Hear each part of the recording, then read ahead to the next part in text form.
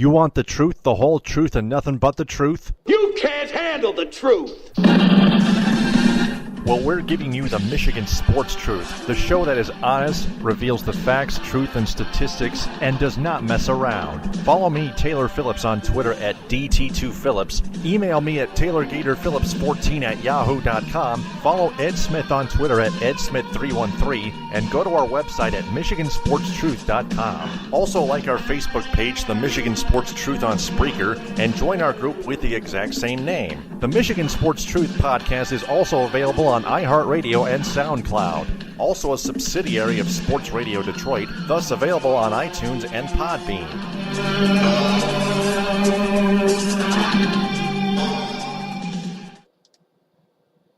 The views expressed by the host of this podcast are not opinion-based or for entertainment purposes. They are actually facts and truth, no matter if other people like it or not. It is the Michigan Sports Truth, and nothing can ever stop it from being correct. Hey there, Michigan sports fanatics, and welcome to episode 229 of the Michigan Sports Truth on Spreaker, the Week in Review. I'm Taylor Phillips with my co-host, Ed Smith. Thanks so much for being on here with me, Ed. How are you? Doing quite fine, Taylor, surprisingly, after witnessing a disappointing train wreck of a fall Sunday. Quite frankly, a fall Sunday that I'm quite used to watching since I remember going through quite a good number of these during my younger days, but it was quite a return to vintage form, seeing both the Tigers and the Lions get their shit absolutely kicked in this quite Sunday. But we'll get that in just a little while. I think we just need to season things up with the college recap. But once it gets Lions Tigers time, look out, people. Oh, yeah. But before we begin, I want to remind everyone to share this episode and our entire podcast on social media. Have their friends share that as well, and follow us on Spreaker. Follow me on Spreaker as Taylor Phillips online at Spreaker.com, because I want to tell them that the Michigan Sports Truth podcast here on Spreaker is in search of local advertising sponsors. If anyone has a business that's interested in sponsoring this program, please email me at TaylorGatorPhillips14@yahoo.com or privately message me on Facebook or Twitter. You can also follow Sports Radio Detroit on Twitter at Sports Radio Det and like their Facebook page. Find their podcasts available on iTunes and Podbean. To start off with some tragic deaths that happened over the weekend, Jose Fernandez and Arnold Palmer and Mylon Hicks of the Michigan State Spartans. But, just want to quickly pass all our condolences to their families and friends and to the Spartan Nation.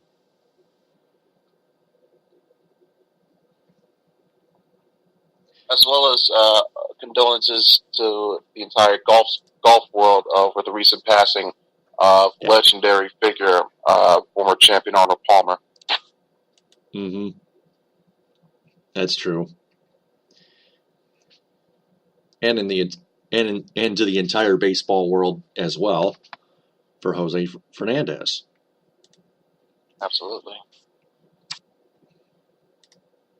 But now we must carry on. The show must go on. We're going to start off with the Lions here. Touchdown, Detroit Lions!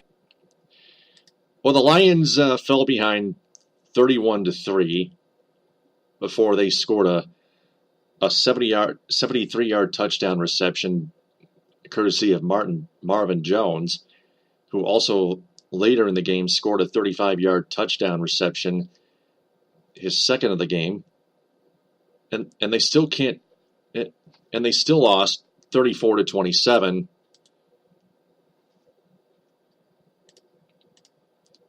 At Lambeau Field to the Green Bay Packers. And Clay Matthews didn't even play that game. But here's another thing. The Lions still can't cut back on their penalties, except they only committed one turnover, which was Matthew Stafford's second interception pass of the season. But in all honesty, that really should not have been counted as an interception. If anything, that should have been counted against Eric Ebron for letting Marcus Russell, I believe, essentially out-muscle him and take the ball away from him. So that really, in all reality, should have just called They should have just called it a catch and a strip bubble return by Green Bay. Stafford did not deserve to have an interception count on him because his tight end was too weak as shit, or rather was too soft. A small cornerback out-muscled him to get the ball. Yeah, that's just one of those careless mistakes that Eric Ebron cannot make. This is his third year in the NFL. He's not a rookie anymore. He's young, but he's not a rookie anymore. He needs to have already learned how to play football the right way.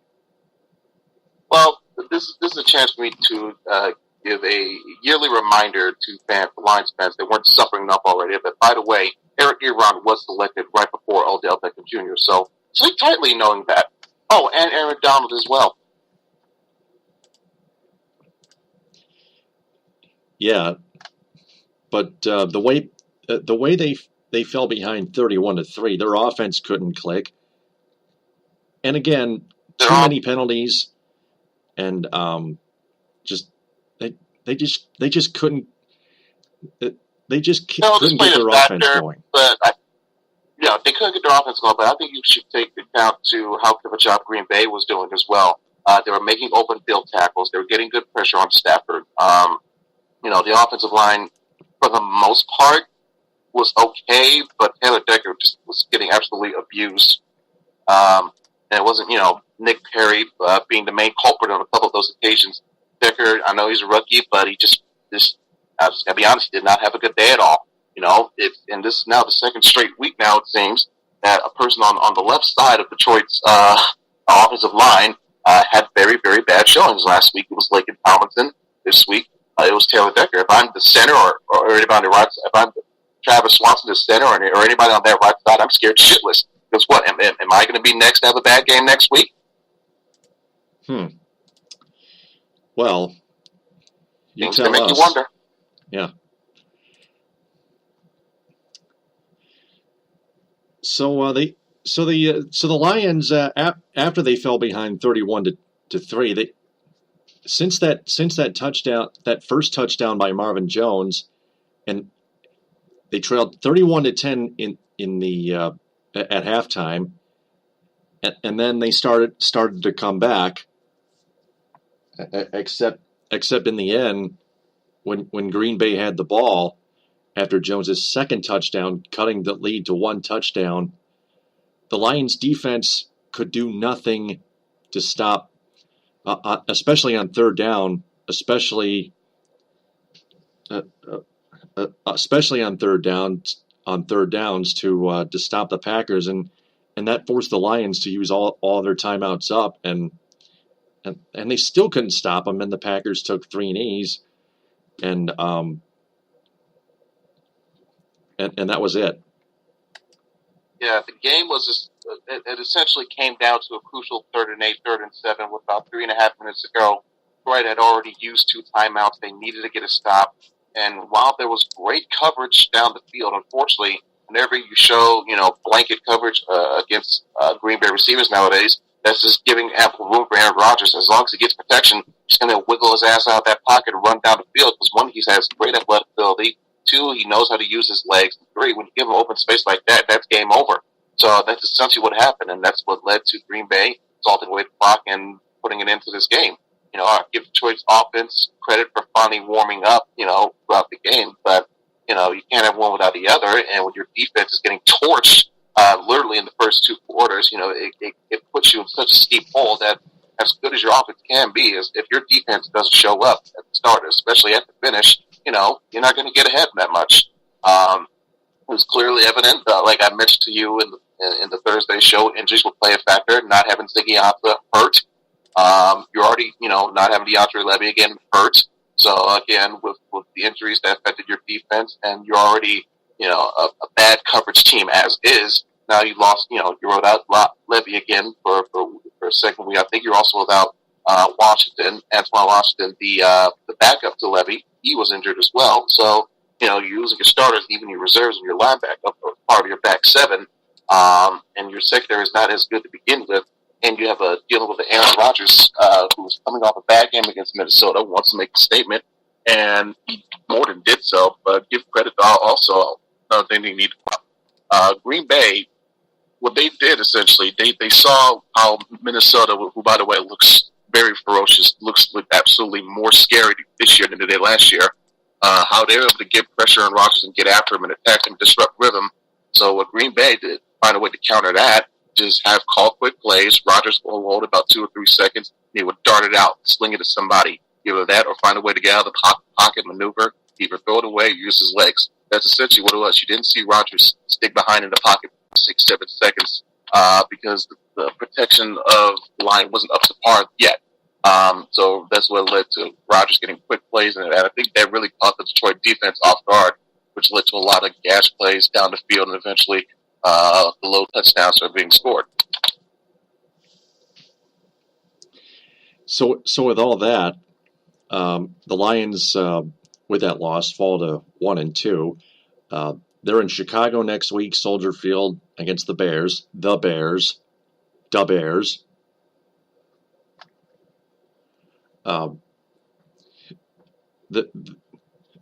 Just a quick injury update on the Bears. Jay Cutler out 2 to 3 weeks, and former Spartan running back Jeremy Langford out 4 to 6 weeks. That's why the Bears signed former Lions running back Joyke Bell, who earlier worked out with the Lions, but decided to side with the Chicago Bears, and the after that loss, the Lions seem to be running out of luck as usual with the roster. They worked out defensive end Quentin Copples at Tuesday, and then decided they won't sign him. And they found out that running back, and before that they found out that their number one star running back right now, Amir Abdullah, may be out for the rest of the season with a torn foot ligament. That's just gotta hurt. Oh man! Yeah, and it seems like the bad luck that you mentioned, what that usually happens to the Lions, seems to be happening earlier and quicker than normal. I don't know if that's a sign that, hey, this is a harbinger of things to come, and maybe use his opportunity to, when the next offseason comes, make changes, or what. But things just are not working out, and it seems like they're not going to work out for quite a while as the season progresses. Like you mentioned before, with them not losing out a chance to bring back Joyke Bell, what else do they have for their running backs unless you want to, move up Dwayne Washington from kick returner to a back, a running back Bible soon role with Theo Riddick.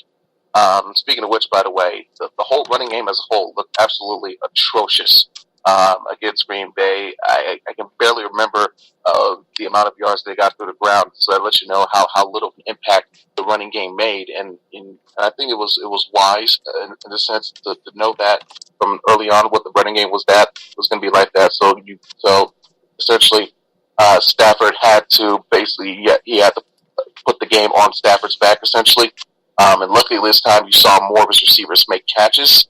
Marvin Jones, which is proving week by week to be a huge pickup, made the most of the situation that was presented with him. And, like I said, the offense took over off of them to get adjusted. But once they realized that the running game wasn't going to get them anywhere, they abandoned it, let Stafford sling it, and it almost got them to a point where they could have had a chance to tie the game. But unfortunately, when you have a defense performing as bad as they did on Sunday, you're not going to get far ahead. No, you got to start out ahead in the scoreboard. You got to start a lot better than that. You can't fall behind 31-3, even if you're not playing against the Green Bay Packers, or even if you're playing against the Green Bay Packers, you can't let them get away like that, because chances are you're just going to lose, and you're you're just not going to win at all. Your comeback is going to fall short nonetheless.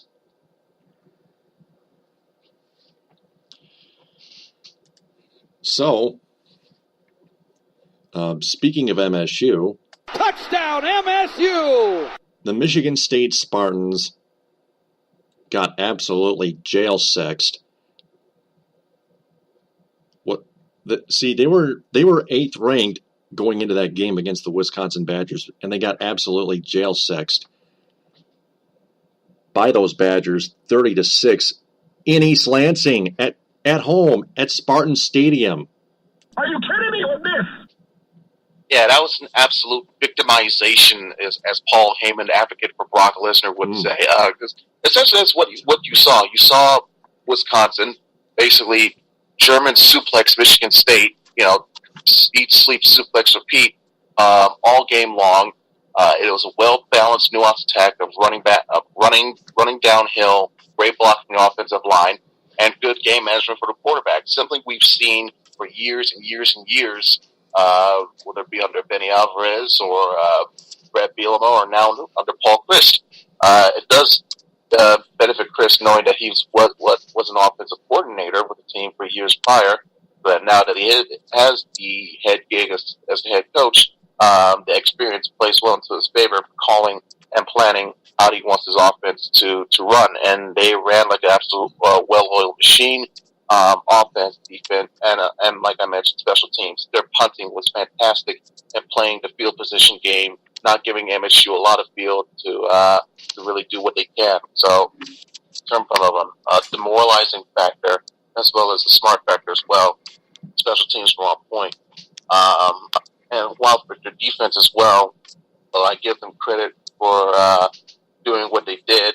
I think you got to acknowledge that MSU played very poorly, particularly at the quarterback position on their part. I would have to say.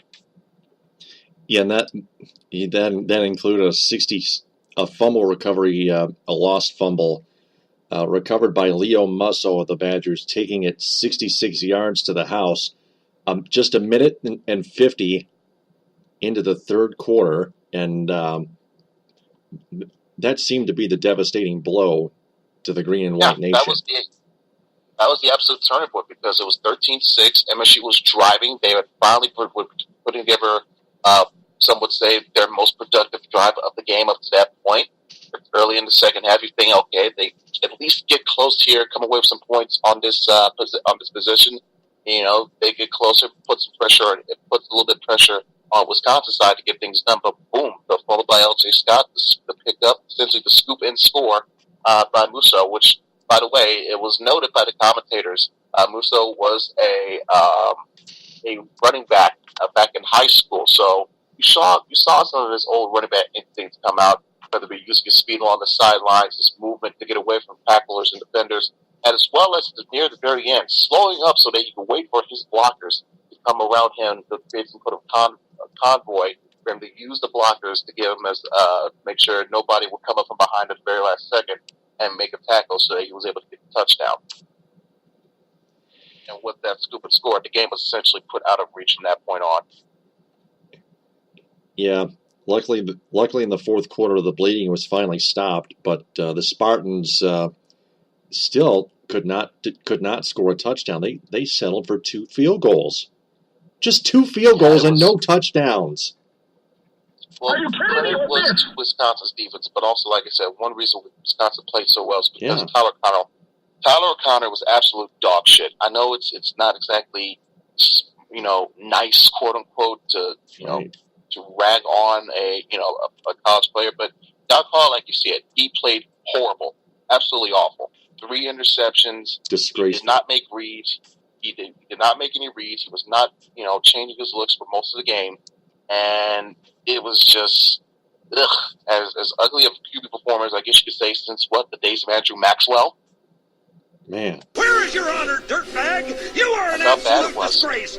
I mean, for instance, one interception that he threw, he was staring right at his target, but completely forgetting over the fact that he had a receiver open behind everybody else, wide open, and if he just looked up, you would have seen he had an open receiver, just a simple pitch and catch. He would have had a touchdown that maybe would have sparked some type of momentum within MSU. Maybe try to make some sort of comeback. But yeah, horrible quarterback play. Really hurt the Spartans big time in this one. Oh yeah. So the Spartans, when's their? Who do they play next? Forgot. Well, they play Indiana on In Bloomington, Saturday, right? So that'll be a primetime game on BTN at 8 o'clock in Bloomington. So that'll be their get me back up game, because after that they'll have a brief, and I do mean very brief, out of conference game back in East Lansing against BYU on the 8th, and then after that straight on with the conference schedule. It should be noted that they do have two, I guess you could say, get me over games to get them ready for Michigan on the 29th. That is home against Northwestern and then at Maryland. So, you know, in terms of their postseason hopes, so to speak, it does hurt their standing in terms of trying to get into that top 4 ranking of the college football playoff. But in terms of looking for a high caliber bowl, New Year's Six bowl, Rose Bowl, or anything like that, those hopes are still alive, because they're in different divisions. They could still win the rest of their conference games, beat Michigan, beat Ohio State, you know, find themselves up in a rematch with potentially Wisconsin down the line in Indianapolis. Win that, you go to Rose Bowl. So, you know, those hopes are still very much at stake, still within, in a sense, at reach. Not within, but at reach for Michigan State to still try to achieve this year. But they got a lot of work to do, and they can't afford to have any virtually any setbacks the rest of the way if they want to achieve those type of dreams. That's true. So the Spartans still have a 2-1 record. That's still a winning record, but they can't take it for granted. They got and they got to get some of their guys back healthy from injury, especially most importantly Riley Bullock. Not having Bullock, not having him last week really hurt. I think hurt him more than a lot of people will let on. So it is very imperative that he gets healthy and gets back with Michigan State, gets back on the field sooner rather than later. Mm-hmm. Also, linebacker John Reschke will be out, quote unquote, their term from head coach Mark D'Antonio, a significant amount of time with an ankle sprain. And those are not fun. You can ask Ziggy Ansah about that. Man, oh man. Tell me about it. So, let's get to the bright side, shall we? Touchdown, Michigan! The Michigan Wolverines, your Michigan Wolverines, Ed Smith, whooped on Penn State, the Nittany Lions, 49-10. I love it! I know there's a lot of pros here, but there are any cons here. But let's start with the pros here first. Yeah, we got to start with the pros, which was the fact that, number one, welcome back Jordan Lewis. His absence was definitely well noted throughout Michigan, the first 3 games of Michigan's schedule, primarily against Colorado, where Liafu, the quarterback, was having had a bit of a game going for himself literally until he got hurt. So essentially, you could say Michigan caught a big break, but they took advantage of it, as good teams need to do and tend to do on advantageous looks of the draw, essentially like that. So, but still, it was imperative that Lewis needs to get healthy, get back with the team. He was stressed last week. He was finally able to play this week, and you could tell his presence was badly missed, because on a critical early 4th down, when Penn State was trying to drive down the field, trying to get the momentum going, Lewis came in and essentially he did break up a tackle that was on a design wide receiver screenplay that was most likely going to lead to a first down, maybe even more. So when Lewis came through and made that tackle, it quenched that drive and further stalled any momentum Penn State was trying to get. So that was a big play, one of the early points of the game. As well as for the rest of the defense, really they only had one goal, essentially, which was to stop their best player for Penn State, which was Saquon Barkley, and and basically they did only for a couple of rinky-dink plays. They practically held Barkley in check. He only had 15 carries with 59 yards, averaged just under 4 yards per carry with no touchdowns. And, that's all they needed to do. Whereas for the rest of the team, you still had your monstrous defensive line that was getting after the quarterback as well. You saw that numerous occasions. And like I mentioned, with the secondary, got a major improvement with the return of Lewis. So you factor in with that, but at a cost, there was a bit of a cost. I believe Jeremy Clark got hurt in the game. It was I'm pretty sure it was Clark who got hurt. And I think there was reports after the game saying that more than likely he will miss the rest of the year. So that is a blow, big blow, in fact, to the Michigan defense, because we just got back Lewis. Now they're going to be without Clark for the rest of the year, presumably. Not a good sign long term, but you hope they can find a way to overcome it. Yep. Mm-hmm. So with Jordan Lewis back, the Michigan Wolverines are going to be rolling. I think the Wisconsin Badgers defense is going to have some work cut out for them this upcoming Saturday at the Big House. Yeah, Michigan. We'll delve in more into the preview later on the Thursday show, but yep. This is no pushover team, no pushover game for either team. Michigan. They need to come in there expecting to face their toughest team so far this year. Because the way Wisconsin's performed, forget about the fact that they had a scare against Georgia Southern. Okay? They were an underdog against LSU. They handled LSU. They were an underdog against MSU. They whipped Michigan State's ass. Okay? So, whatever margin that you want to have Wisconsin be as a 7.5, 8.5 dog, whatever, throw that shit out the window, because that's not going to mean a damn thing come this Saturday in Ann Arbor. I can tell you that. All right. Well, I forgot to mention that Michigan State linebacker Mylon Hicks was killed in a Calgary shooting with a helmet decal, black socks, and shoes. The Spartans football team will honor him probably next home game against BYU next Saturday. So with that, moving on from both Michigan State and Michigan, the Central Michigan Chippewas. Touchdown, Central Michigan!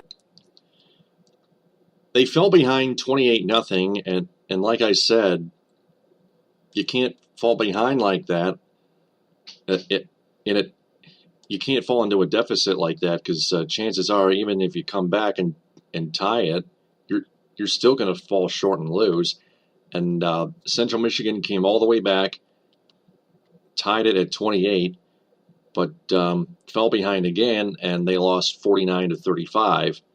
And Ed, you mentioned before this episode in Facebook messages with me that this was going to be a trap game for CMU after that game concluded, and it showed. Yeah, it was right before, like I said, I had a feeling, we figured, looking at some of the head-to-head stats previewing, Central should beat this team. But knowing the fact that, one, it's a road game, two, it's before the start of your conference schedule, and three, you do have in-state rival Western next week. You might have been looking mentally looking further ahead to next week, instead of just focusing on your opponent here and the now. I think that was one reason why I came back to bite them in the ass the way they did against Virginia. Yeah, the Virginia Cavaliers were winless going into that game. Winless! Yeah. And CMU was undefeated. They were 3-0 going into that game. And man, the Chippewas were too cocky, and they were not prepared. I think that's what you call a good example of a learning curve. Not a learning curve, but a learning path. Learning block game, type of game where you always something needs to instill in the team that you can't always look ahead to next week. You always got to focus and factor in on the opponent that you have in front of you. Play who you got in front of you. Worry about the other crap when you finish the game. But you need to focus on the opponent that you have for this week. Otherwise, it's going to cost you big, and that's what it did against did for CMU in this one. Yeah, and they have Western coming up. The Broncos beat Georgia Southern, whereas the Eagles won their game against the Wyoming Cowboys. Did you hear about EMU's protest on Friday night after the game? Yeah, I did actually. I saw a quick news feed on Facebook right before while I was watching Michigan State, Wisconsin get ready for Michigan Penn State. A slight protest, you would say, non-violent protest, I might add, that was shown not just on the football field, but I think have been shown throughout the week by various students by the whole school. Obviously, due to the recent horrific acts of violence that you're seeing against African American, against Black people, particularly unarmed Black people across this country, and of course that's being now sparked, or rather, what's happened since the protests of Colin Kaepernick kneeling for the national anthem. You've seen him garner his support as well as his detractors, but also definitely his support from whether it be from teammates, from opposing teams within the league, even in different people in different sports. For example, Megan Rapinoe, the Indiana Fever team, and soccer star Megan Rapinoe, I should say, the WNBA's Indiana Fever, among others, essentially lending their support to Kaepernick on this issue. And you saw it here with Eastern Michigan. You also saw it as well in North Carolina, in the game between the Tar Heels and Pitt Panthers. A section of students sitting down during the anthem with their fists raised in the air. You also saw that, is going to lead me to what I was going to say a little bit later on, but I'll mention right here. You saw a prime example being shown both in East Lansing, in Ann Arbor, and in Ann Arbor as well, with players from both Michigan and Michigan State taking their part in the silent protest, as you will, not kneeling during the anthem, but still having their fists raised solidarity in the air, showing solidarity and lending their own opinion on the matter as to what we're be seeing that's going on within this country. So I commend them. I commend all the people for their action, because first and foremost, it is their First Amendment right. They have the right to say, do whatever they want. It is their constitutional privilege, since they do live in this country. And two, and it's not as if it is, they're like I said, they're lending their voice. They're trying to spread awareness and support and bring attention to an alarming thing that's happening and has happened in this country for quite a while. And I'm just finally glad that for once they're taking a stand, in a sense, against this oppressive nature and this systemic problem that continues to face our country today. Well, definitely. Everybody has a right to say whatever they want to say, as long as it's protected somehow by the First Amendment of Congress. Correct? Yeah, it's our constitutional right. So if you want to say, if people have a problem with that, then I don't know what else to tell you. All right. Well, that's about enough football for now. We're gonna get to more football in our Football in the Mitten preview on episode 230 on Spreaker, but we must shift to baseball here. That one is long gone. The Tigers finished their sweep of the Minnesota Twins at Target Field again, and when that happened, they took over the second spot in the American League Wildcard Division standings, and then they returned home. They won the first of the three-game series at Comerica Park, 4-2, I believe. Was that right, Ed? Checking that score right now. Give me a brief second. But they did a good job against that first game, and then they just shit the bed the last two games against Kansas City. Yeah, they lost the other two, 7-4 and then 12-9. Matt Boyd started Sunday's game, and he couldn't even get an out.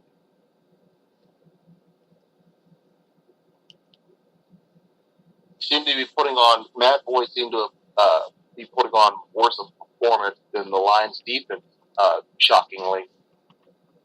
Yeah, But let's go to Saturday's game against the Royals. Brad Ausmus, the Tigers had a 4-2 lead. Francisco Rodriguez was put on the mound for his closer role. He blew a save with 2 out on the Paulo Orlando 2-run double to dead center field. And it was deep. It was so deep it hit the wall. It almost carried out for what would have been a game-winning 3-run home run. But it was a game-tying 2-run double, and that was K-Rod's 5th blown save of the year, 2 away from tying Joe Nathan in 2014. But yikes. That's one name you don't want to be heard next to. No.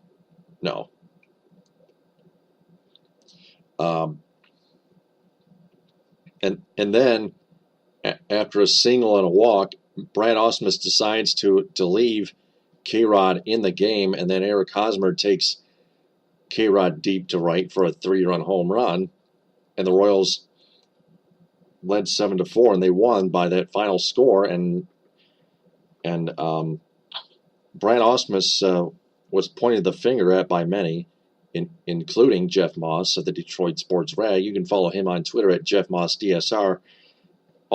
Even Ryan Schuling was blaming Brad Ausmus for leaving K-Rod in the game to face Eric Hosmer. The career stats for K-Rod against Hosmer were not great. They were bad. They were terrible. And that 3-run home run proved it. Yeah, not only that, but you also saw how he was performing before he gave up home run. He looked like absolute shit right there out on the mound, giving up the lead, blowing the save. I'm surprised. No, I'm not. Get closer to the mic. Awesome out here.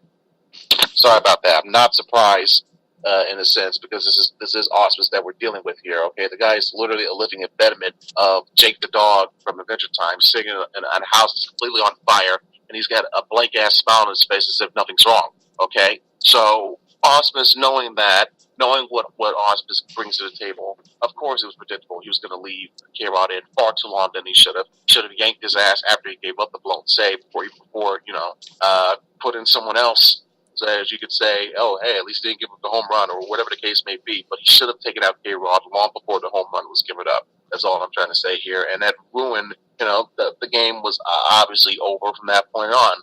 Yet another game that was absolutely that should have been a loss. This should have been a flat-out win.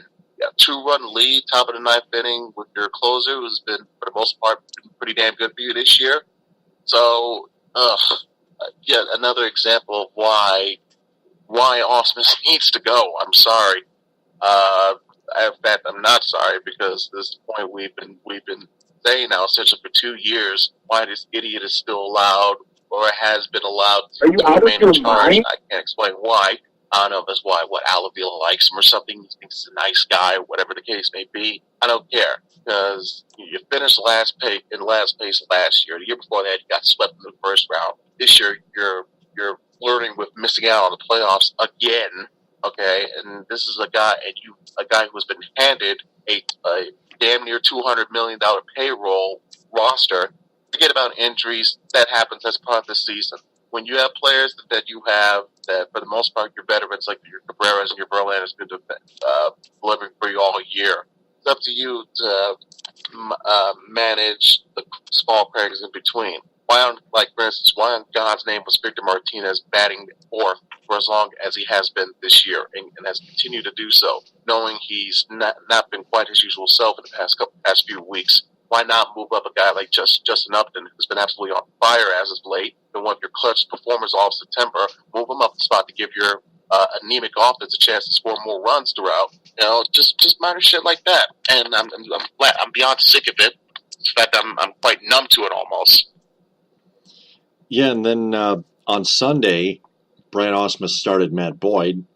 Again, Matt Boyd couldn't get an out, allowed 4 runs on 5 hits, and then he used some of his other starting pitchers, including Anibal Sanchez and Mike Pelfrey. They got the hell beat out of them. Jordan Zimmerman, of all people, pitching 3 innings and allowing just the 1 run, but it was a very important insurance run in the top of the ninth. But Zimmerman's ERA in totality had lowered after his overall performance, even in the top of the ninth. I think we may see signs of Zimmerman improving, except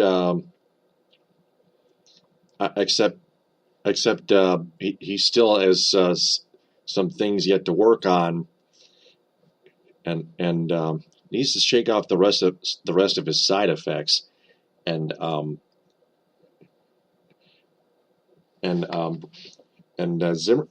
Zimmerman I think should not have pitched the top of the ninth inning because I'll bet Zimmerman was woofed. I don't think. I think I'd pin it all on Zimmerman. Like I would pin it at least half of it on Brad Ausmus for leaving him out there to pitch the top of the ninth inning in a 2-run game, which became a 3-run game afterwards.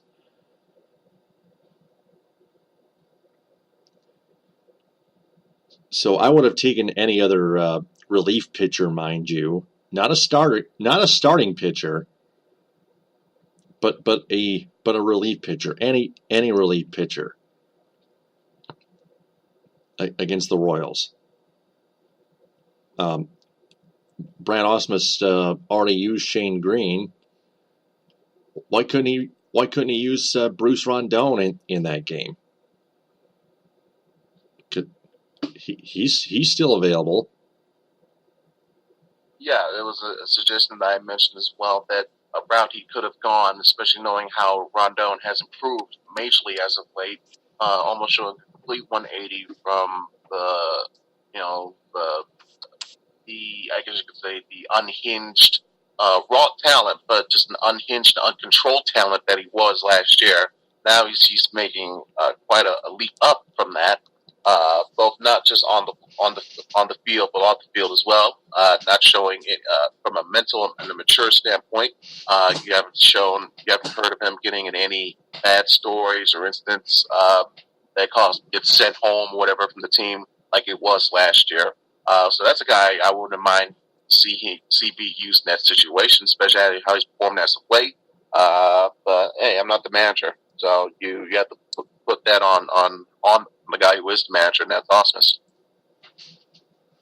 Mm-hmm. And we're gonna get to more of Brad Ausmus in a second. Then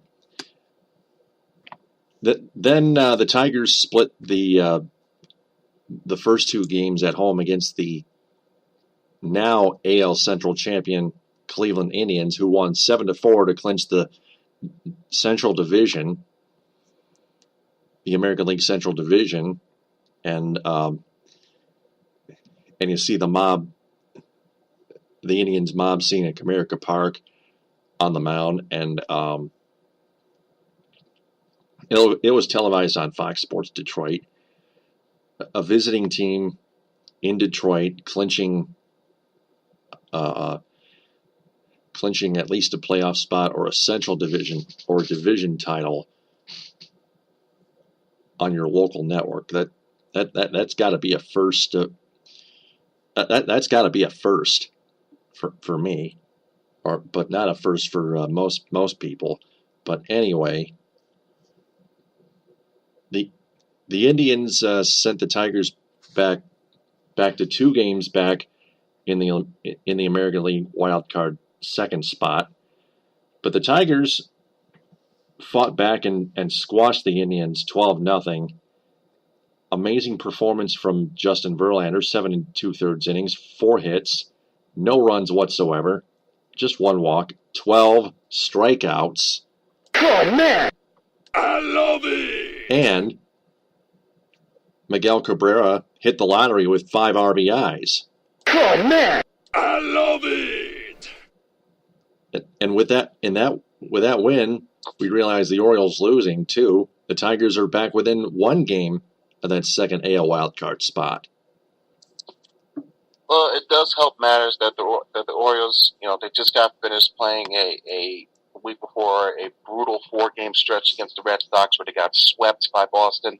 Now they're finishing the season with 2 high-profile series. Currently now against Toronto, the other team that has the wild card spot in the AL playoff chase. So it's essentially a bloodbath between those 2 teams. A scenario that you only hope the Tigers can take advantage of. They have to admit here. I don't want to rain on anybody's parade here, but Tigers did kind of get some type of help from Cleveland tonight because how many starters that they've rested? Kipnis, Lindor, Napoli, Ramirez, and Chisenhall. They all got the night off. So essentially, you saw reserves, call-up guys, September call-up guys, AAA guys against a team full of major leaguers that's desperately fighting for the playoff lives. You kind of figure what you see is what you get, and you definitely got that since Cleveland. They already clinched the division. Now the important thing for them is just rest as many guys as they possibly need as they gear up for this playoff run. Mm-hmm. And since you mentioned the Indians resting their starters, I sense they're going to continue to do so for the rest of for the remainder of the entire season, unless they because the Indians last I heard had the best record in the American League, at least maybe the best record in baseball.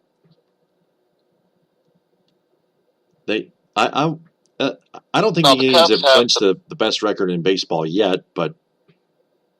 No, I know they don't have the best record in baseball because the Cubs have at least, 94 or so. No, the Cubs have 101 wins, so they have the best record in baseball here in the National League. Cleveland is right behind Boston for, as well as the Rangers for that best record in the American League. Texas has 93.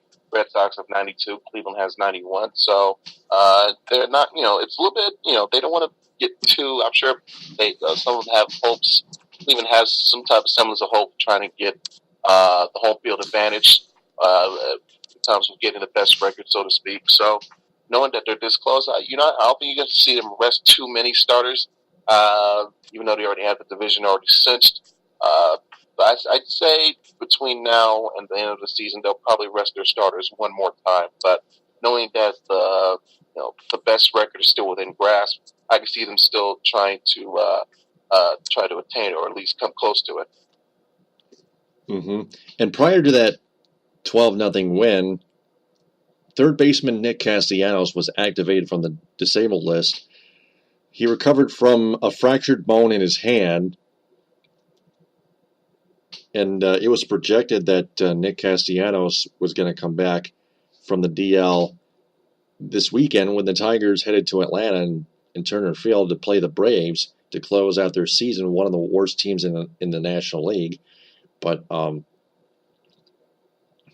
Castellanos popped out of nowhere from the DL a bit earlier than we expected, and Castellanos was not available, but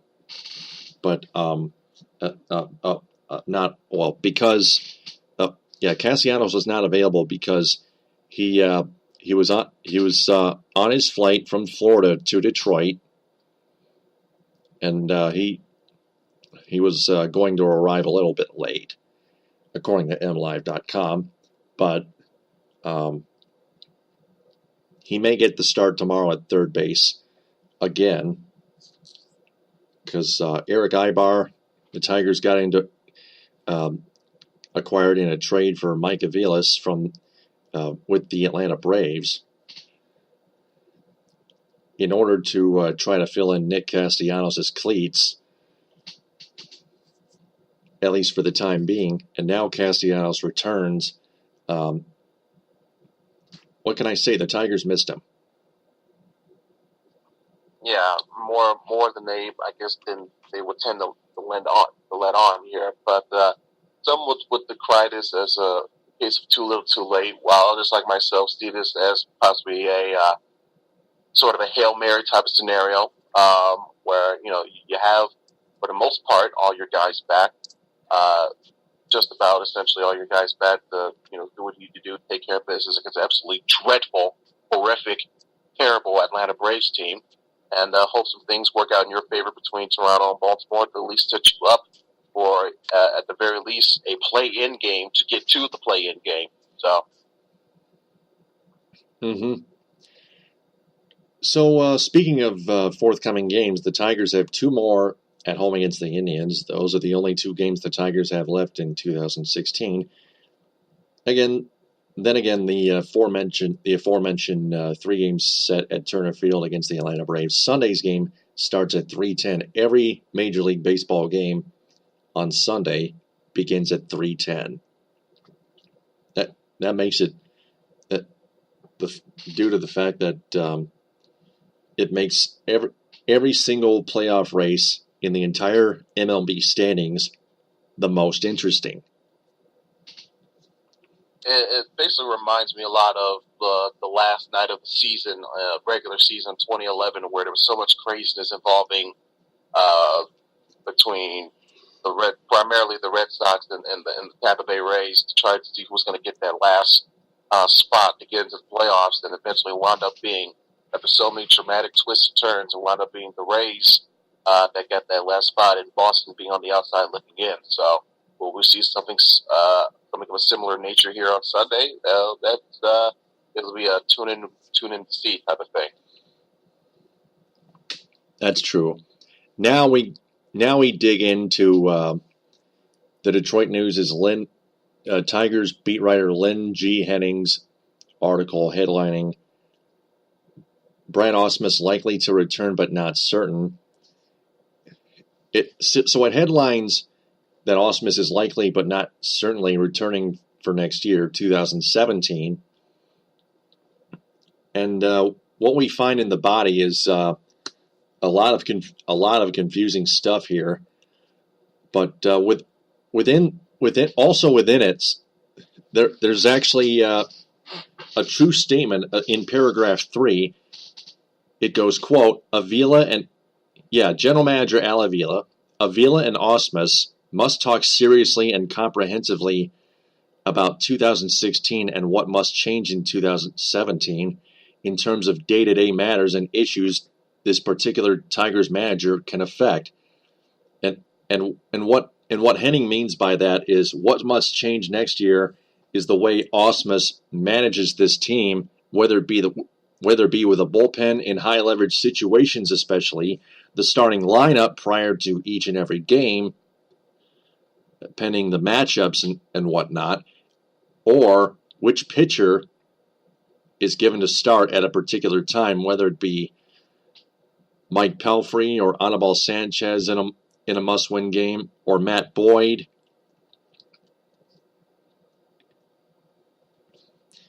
And in case though, and this roster, this statement is not about just the roster itself. It's actually about the way Brad Ausmus is managing this team. The way Ausmus has been managing this team for 3 years, and it's been dreadful. It's been embarrassing.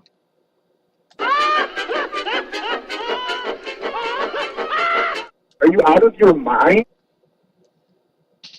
It's definitely something that, because in the ensuing paragraph, the opening line, Lynn mentions, that was the stipulation a year ago when Avila, retained Ausmus, and it goes on from that. But if you gave him that type of stipulation a year ago, and if things, the way it's looking right now, we might miss the playoffs this year, what would you have learned? This is year 3 of a coach that, essentially, not a coach, but a manager that got in way over his head, was granted something that he was completely not ready for. And it essentially, he wasted 3 years of players like Miguel Cabrera and Justin Verlander, and Victor Martinez to an extent too, in terms of using whatever prime they had left to probably make the deepest playoff run of a playoff run as possible. So you've essentially wasted that. So what's left for you? Right. So that's gonna. So also keep in mind to all the audience, to the entire audience out there, This is Al Avila's first full year as a general manager of the Detroit Tigers. Like I mentioned last week on episode 227 of the Michigan Sports Truth on Spreaker, the Week in Review, I ranted about the fans' belief that Ausmus may return. There is actually no reason because Al Avila is more analytical than that. So, fast forward to paragraph number 14. It says, the first sentence says, quote, "The Tigers were wrong to have placed a rookie at the tiller of a veteran team in 2014. Are you out of your mind? What they're talking about, what Henning was talking about, was who Henning was talking about, rather, was James McCann. When McCann's numbers in the minors were great at 2014, and the Tigers didn't use him, but Henning didn't explain that the Tigers didn't use him in the ALDS whatsoever, but Henning didn't explain that statement in the article anywhere. Your thoughts on that?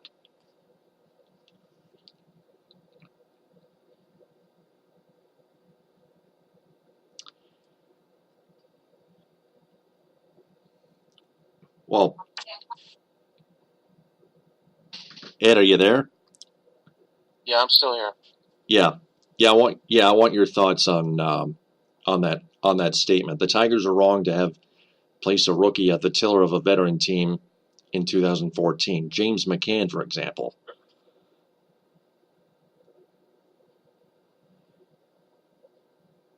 Kind of hard to think of it, huh? Well, in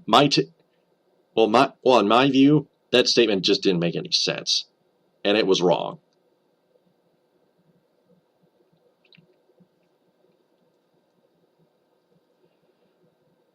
So moving on. Yeah. Going through some slight technical issues. I can barely hear you. I'm sorry. Oh, okay. Can you hear me now? Oh, damn it. Damn it!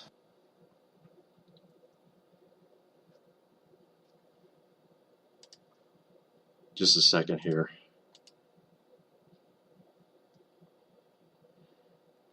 Yeah, we apologize for the technical difficulties, but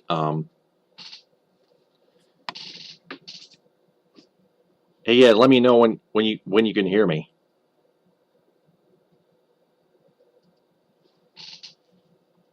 But anyway,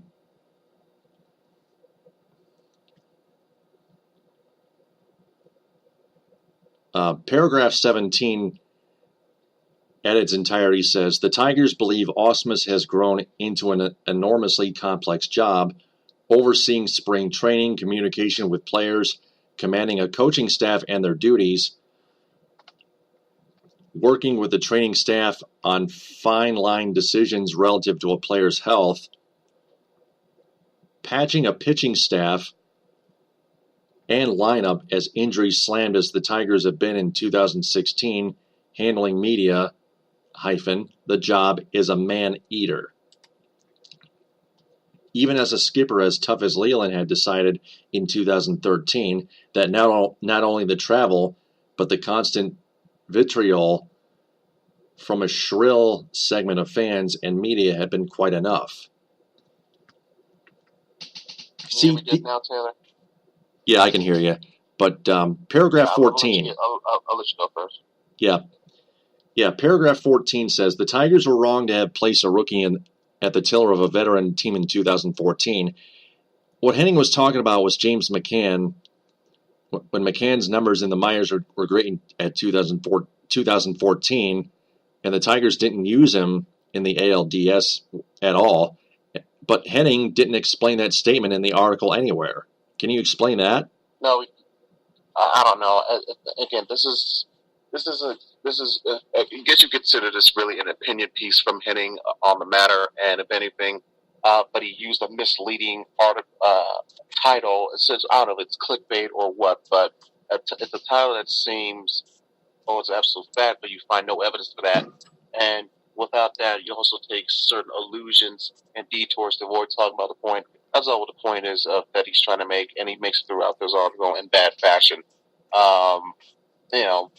Just I guess you could say it's one step away from being a puff piece, especially like you mentioned in paragraph 17 about, saying, it's going to an enormously complex job. Well, they should have known that, and he should have known that before accepting the damn job to begin with. Who cares about, if he's handling media and all of this? Who cares if he's a nice guy or whatever? Show me a guy who I would rather take a guy who knows how to win games and manage teams and utilizes situations more effectively than a guy who was nice to the media. Yeah, I mean, also it mentions injury slam. This is what the fans have been. This is what fans and media. It's just excuses. Media public figures like Ryan Schuling have been talking about injury excuses, and that's just not gonna cut it. That's just a weak excuse, like I mentioned before.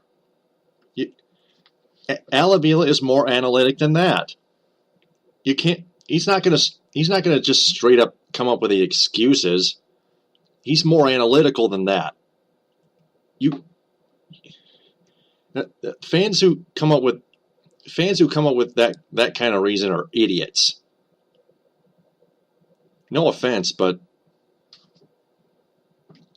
I'm glad they want Ausmus gone, but they're not getting it.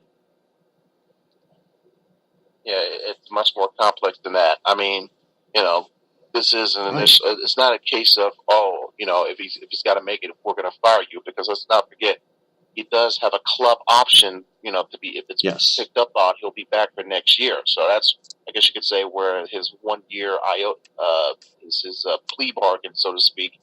But because it's called a club option, Tigers, they don't really have to pick up on that. So if that's the case, you could see if he's not back next year, they could disguise and say, we had a mutual parting of ways, similar to what the Red Wings did with Mike Babcock, leading to Jeff Blashill taking the mantle. Yeah, and people were mentioning that people were also mentioning that the Tigers were likely to sign. Were thinking that Al Avila was maybe going to sign Brad Ausmus to an extension after this year, but they sure missed out on that option, because Brad Ausmus, as you mentioned, has an option, right? And if anything, which is 1 year. Back, I think they're just going to bring it back for that 1 year. You hope it'll be no years. You think this will be the last of a 3-year torturous experience. But if they were to bring him back to give him one last try, they would eventually. That's why I guess you could say that's your bailout card in a sense. You can use, like I mentioned before, as part of his plea bargain, his get out jail free card in a sense. Use that club option, give him one last try. Hey, if he stinks during the year, you have the excuse to fire him there, or just not bring him back after the season. That's right. We just don't know what Al Avila is going to decide. He's like I said, he's an analytical GM, and he's going to do all the homework, including advanced homework, and he's going to put it all together. He's going to put it all out on the table for Brad Ausmus to review, and it'll all decide his fate.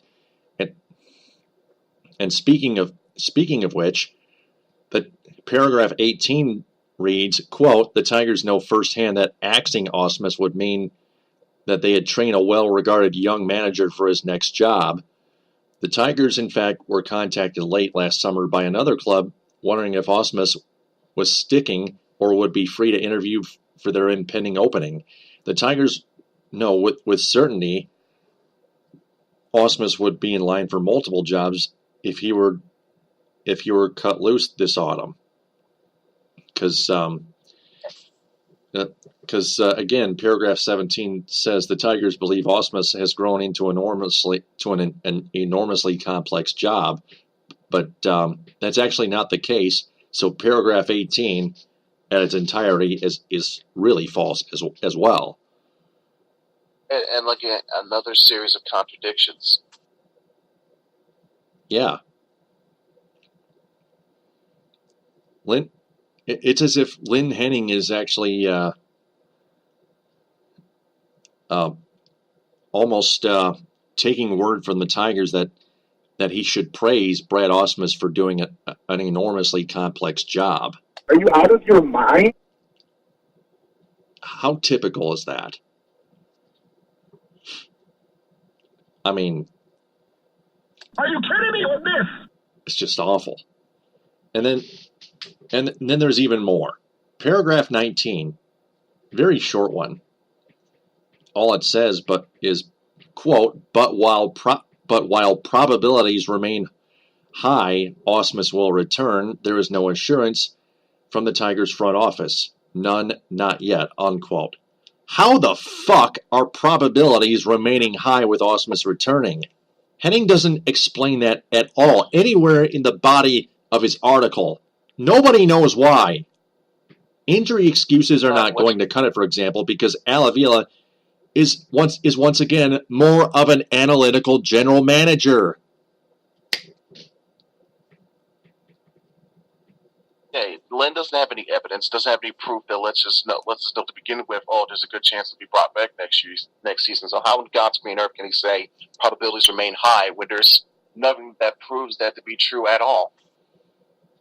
That's right. I actually got that shit article written by Lynn Henning from Jeff Moss's posting in the Facebook group Detroit Sports Rag, all in one word. You can join people are always welcome to join the Detroit Sports Rag Facebook group, and like the DetroitSportsRag.com Facebook page. Follow Jeff Moss on Twitter at JeffMossDSR, and go to their website at DetroitSportsRag.com or DetroitSportsRag.net, it appears so. But anyway, that's right. Anyway, you're right. Lynn Henning has no proof or evidence why Brad Ausmus is likely to return, but not certain. I don't know if we don't know if he's making it up or just he's and if he has any sources, he's not mentioning who or whatever the source is. There is no source from this opinion article. It's just an opinion article with nothing, based on nothing. No substance. So, yeah, we dusted everything off, all the important parts off this Henning article. We dissected this motherfucker. The rest of the shit in this article we already know. So scrap all that shit. So with all the Tigers talk out of the way, let's talk a little Pistons. Left sideline, 3 and he answers. Something more positive for once than the depressing stay with going to Tigers and Lions. I'm all for it. Yeah. The Pistons are in talks with Kentavious Caldwell-Pope, I heard Saturday night, and Reggie Bullock, both on possible contract extensions. KCP, for the most part, for the biggest instance, wants $20 million in his contract extension. But we didn't. But he didn't specify how many years he wanted as a Piston. How many more years he wanted to stay as a Piston. But that's all the news we got. But hey, let's hope if KCP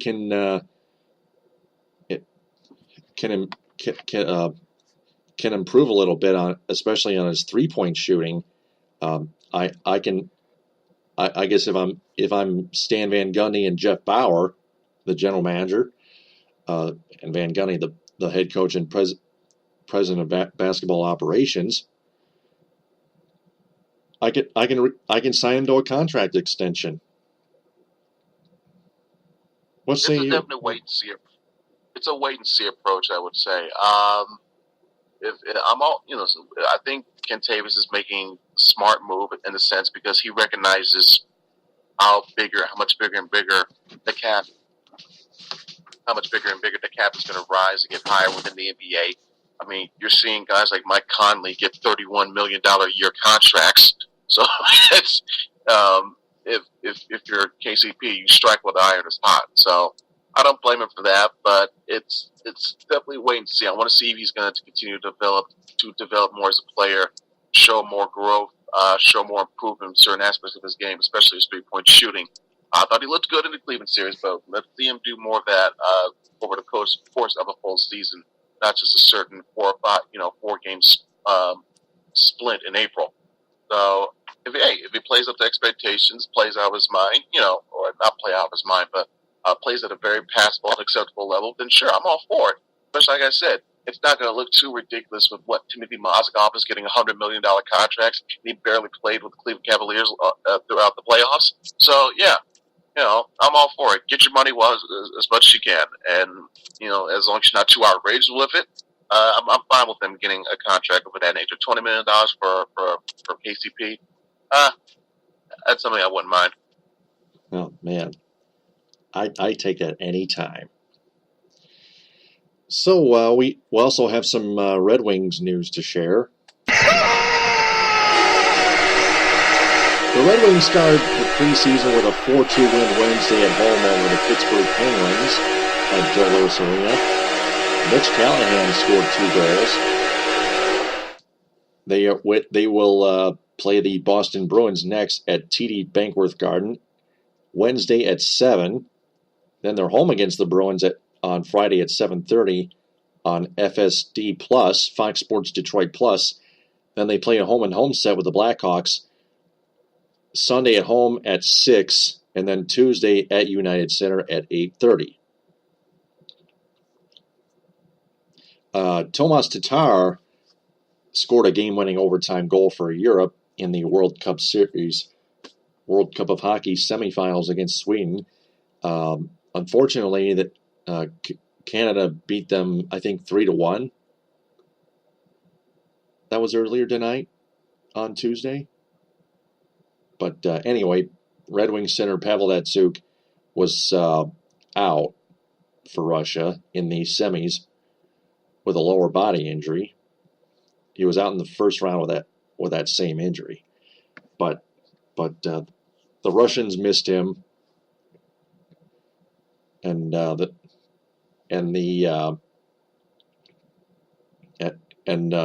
Canadians took advantage of that. They went on to win the World Cup of Hockey.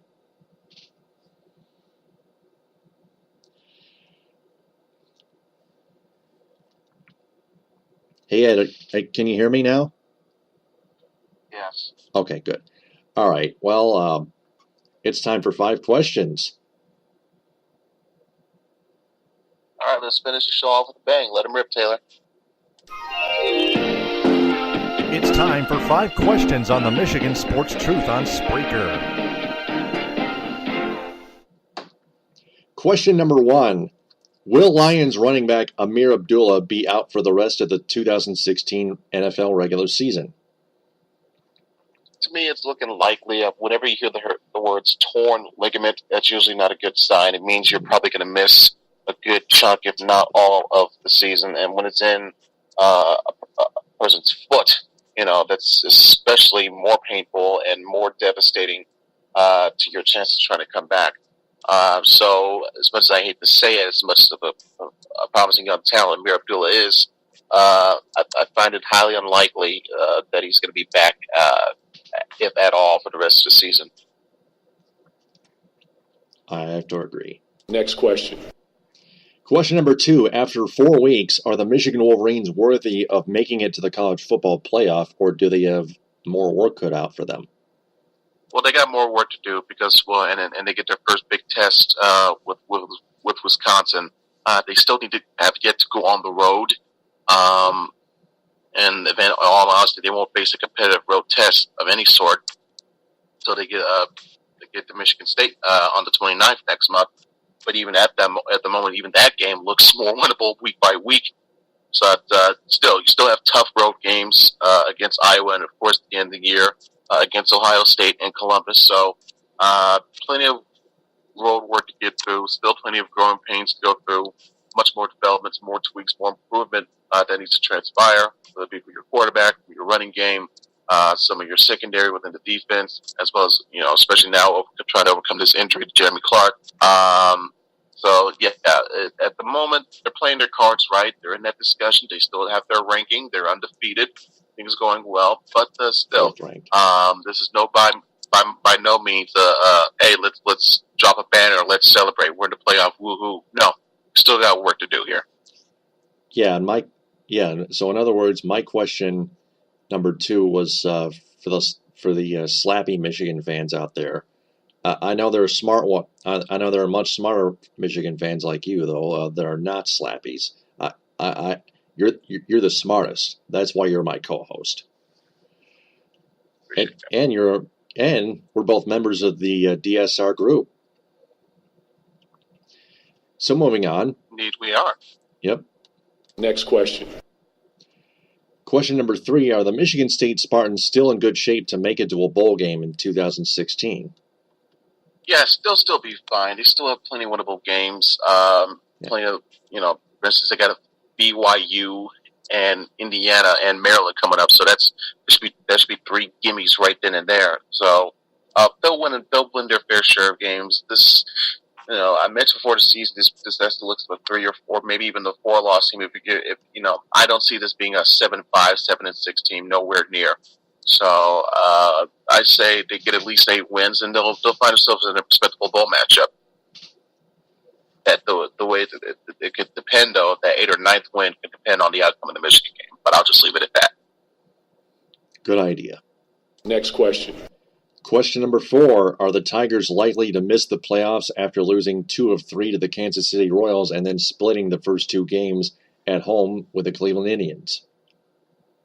Well, if you look at some odds percentage on ESPN.com, it gives the Tigers just over a 30% chance to make it into the playoffs. But still, at the moment, you are 1 game behind of that second wild card spot. So, at the very least, you just need to focus on tying with whoever has that second wild card spot.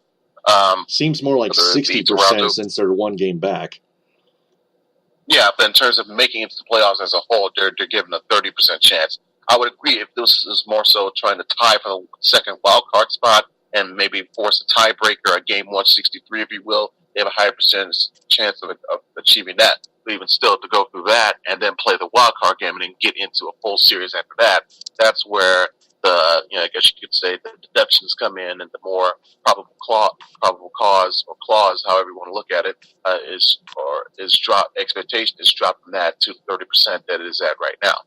So likely to miss. I'd still say it's about a 50-50 shot, because when you factor in, it could still at the very least tie for the second wildcard spot, which in turn could force a game 163. Everything's still on the table. So this season, as much of a roller coaster as it's been, the ride's not ready to come to an end just quite yet. We all have to hope that they miss the playoffs, because we want Brad Ausmus gone. It's just not worth having him manage this team that's desperately trying to win a World Series for the first time in 32 years plus. Brad Ausmus is continuously taking them down, and that's just not worth it. That's why we hope they miss the playoffs somehow. Next question. Question number 5: how likely are the Pistons to sign Kentavious, Caldwell-Pope, and Reggie Bullock, especially KCP, to an extension each? Well, I'm sure you have a higher chance. You have definitely way more confidence in Bullock, because that's a definite, that's going to get done, expected, no problem, easy layup if you want make that alliteration here. In terms of for KCP, I could see it play out just a little bit like we saw with JD Martinez early in the year, and of course early in the summer with Peter Mrazek, before eventually so both sides come together, find a reasonable to respectable deal. I could see if they don't get it done before this year, they'll hammer something out before next summer rolls around, and he'll remain a Piston for the foreseeable future. That's true. Kind of like an omen, isn't it? To sum it all up.